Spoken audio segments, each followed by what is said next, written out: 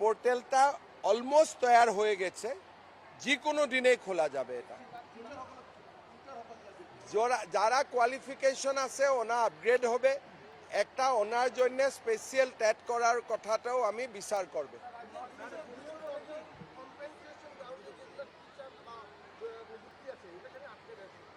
কেউ আটকে না, 1.5 লাখ লোককে নৌকরি মিল গিয়া তো কেউ আটকে না, কিন্তু অতটা কাজ একটা একটা করে করতে হবে। আমি বিষয়টা জানি না, কিন্তু সব তো কাজেই করেছে আর কাজেই করতে থাকবে। আজি নিয়ার অ্যাবাউট মোর দেন 70,000।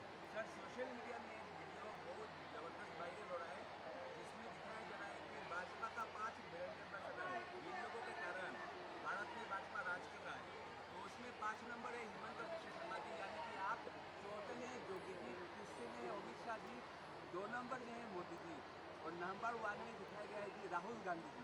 तो हम तो हमेशा बोलता हूँ कि जब तक राहुल रहेगा तब तक बीजेपी हमेशा आराम से चुनाव जीतेगा।